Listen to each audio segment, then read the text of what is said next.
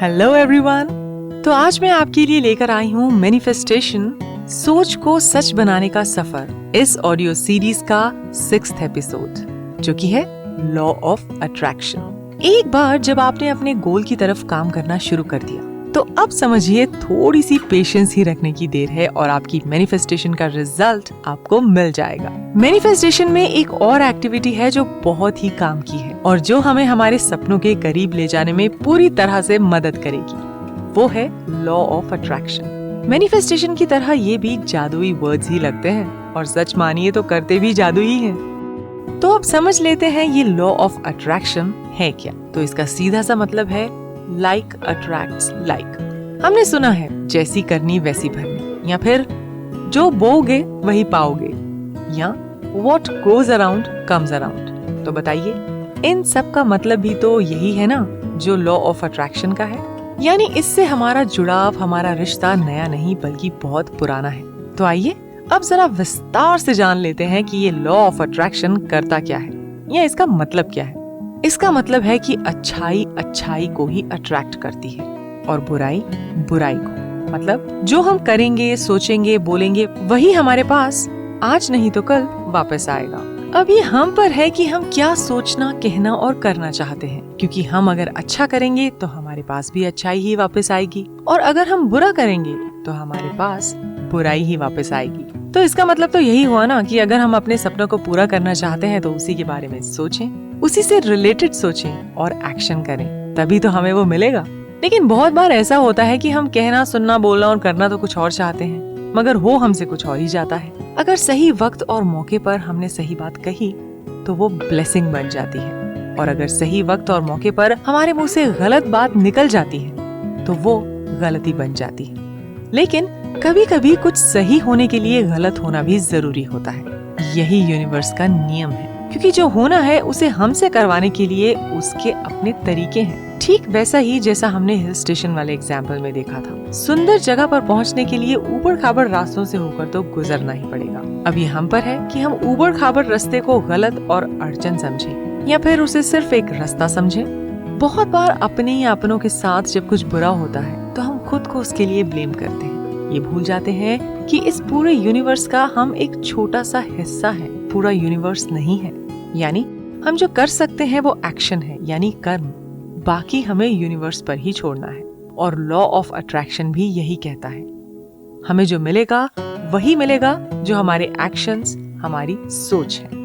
तो इसलिए जब हमने कुछ मैनिफेस्ट किया है तो हमारी सोच उसी के अकॉर्डिंग होनी चाहिए, ताकि वैसी ही चीजों, लोगों, थॉट्स को हम अट्रैक्ट करें और वैसे ही लोग और थॉट्स हमसे अट्रैक्ट हों। अब लॉ ऑफ अट्रैक्शन में अगर हम दो एक जैसे लोगों की बात करें तो जिन लोगों की एनर्जी एक जैसी है वो जरूर एक दूसरे को अट्रैक्ट करेंगे, उनका एक दूसरे के साथ कनेक्शन बनेगा। लेकिन अगर एनर्जी यानी कि ऊर्जा अलग है तो कनेक्शन नहीं बनेगा। बहुत बार ऐसा भी होता है कि एक वक्त में जिन लोगों में बहुत कनेक्शन रहा हो, कुछ टाइम बाद उनमें वो कनेक्शन नहीं रहता। उसका कारण है उनकी अलग अलग एनर्जी। और जहाँ तक हमारी एनर्जी की बात है, वो हर वक्त पर एक जैसी नहीं रहती है। हमारी सिचुएशंस, हमारे एक्सपीरियंसेस उसको बहुत ज्यादा इन्फ्लुएंस करते हैं। जैसे जब आप खुश रहते हैं, पॉजिटिव रहते हैं, तो आप ऐसे ही लोगों को अट्रैक्ट करेंगे, और जब आप नेगेटिव रहते हैं तब भी आप नेगेटिव लोगों को ही अट्रैक्ट करेंगे और उनसे ही अट्रैक्ट होंगे। दूसरी बात जो लॉ ऑफ अट्रैक्शन में जानने वाली है वो ये कि प्रकृति की प्रकृति है, यानी कुदरत की नेचर है कि वो खाली जगह को भरेगी। यानी 5 एलिमेंट्स ऑफ नेचर में एक है आसमान, यानी स्पेस, खाली जगह। हमारी लाइफ में हम उसे जितना भी भर लें, खाली जगह रहेगी ही, क्योंकि जिन 5 तत्वों से हम बने हैं उनमें एक खालीपन है, और जिसे हम हमेशा भरने की कोशिश करते हैं। अब ये हम पे है कि हम उसे किस एनर्जी से भरते हैं, अच्छी या बुरी, नेगेटिव या पॉजिटिव। अब देखिए, बारिश आएगी तो खाली गड्ढा भरेगा ही। अब उसमें साफ पानी इकट्ठा हो या गंदा, ये उसके एनवायरनमेंट पे निर्भर करता है। ठीक उसी तरह जो हम में खाली जगह है उसके लिए हमने क्या अट्रैक्ट किया, बात सोचने वाली ये है। तो उस वक्त जैसी हमारी एनर्जी होगी, हमें उसी तरह की चीजें और लोग अट्रैक्ट करेंगे। तीसरी जरूरी चीज जो लॉ ऑफ अट्रैक्शन के बारे में जानने वाली है वो है इस क्षण में रहना, यानी लिविंग इन द मोमेंट, जो अक्सर हम नहीं रहते। या तो हम पास्ट में रहते हैं या फ्यूचर में, लेकिन लॉ ऑफ अट्रैक्शन काम करता है तब जब हम इस पल में रहते हैं, जबकि चीजें और घटनाएं हो रही हैं। जो हो चुका है उसका हम कुछ नहीं कर सकते, जो होने वाला है उसका भी हम कुछ नहीं कर सकते, लेकिन हाँ, जो हो रहा है उसे हम जी जरूर सकते हैं। और आप सोचकर देखिए, हमारी लाइफ में मुश्किलें तब आती हैं जब हम या तो अपने बुरे पास्ट के बारे में सोचते हैं, जो गलतियां हमने की या जो गलत हमारे साथ हुआ, या फ्यूचर यानी भविष्य को लेकर चिंता करते हैं। लेकिन अगर हम इस पल में जी रहे हैं, सिर्फ इस पल के बारे में ही सोच रहे हैं, तो खुशी के अलावा आपको और कुछ महसूस नहीं होगा। क्योंकि जो पल बीत रहा है उस पल को जीना, उसे महसूस करना बहुत बड़ी बात है, और ये हमेशा खुशी ही देता है। लॉ ऑफ अट्रैक्शन ये बहुत ही बड़ा है, बहुत विशाल है। इसे आप जिस तरफ चाहें उस तरफ मोड़ सकते हैं, जिस तरह से समझना चाहें समझ सकते हैं। लेकिन असल में देखा जाए तो इसमें भी मैनिफेस्टेशन की तरह आपको कोई फिजिकल एक्टिविटी नहीं करनी है, बस आपको खुद को पॉजिटिव रखना है।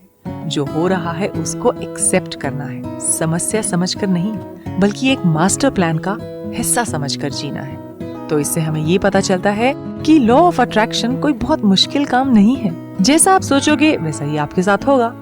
हम में जो खालीपन है, अगर उसको हम पॉजिटिविटी से भरेंगे तो जिंदगी पॉजिटिविटी की तरफ ही जाएगी, और अगर हम उसे बुरे ख्याल और भावों से भरेंगे तो जिंदगी बुराई की तरफ जाएगी। और ये भी अगर हम इसी पल में रहेंगे और इसी पल को महसूस करते जिंदगी जिएंगे तो हमें खुशियां ही मिलेंगी। लेकिन हाँ, इसमें हमें एक बात नहीं भूलनी है, वो ये है कि हम क्या करेंगे, कहेंगे, सोचेंगे, पाएंगे, खोएंगे, इसका फाइनल डिसीजन हम नहीं, यूनिवर्स ही हमारे लिए लेगा।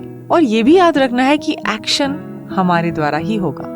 जो घटनाएं हमारी जिंदगी में होनी लिखी हैं, अच्छी या बुरी, वो तो होंगी ही, क्योंकि हमारी सोच पर सिर्फ हमारा ही नहीं, कुदरत का भी हक है, और हमारी जिंदगी पर भी। उसको जो करना है वो हमसे करवा लेगी, हम चाहें या ना चाहें। आपने देखा होगा बहुत बार ऐसा होता है कि हम राइट जाना चाहते हैं मगर जिंदगी हमें लेफ्ट की तरफ ले जाती है, और ये सब इसलिए क्योंकि लास्ट से कुदरत की ही होती है। जब हम कुदरत के साथ इन सिंक हो जाते हैं, उसे समझने लगते हैं, उसको एक्नॉलेज करने लगते हैं, तब हमारी और उसकी सोच में कोई फर्क नहीं रह जाता, और तब दोनों में ऐसा कनेक्शन हो जाता है कि दोनों को एक दूसरे की बात समझ में आने लगती है और हर काम सही होने लगता है।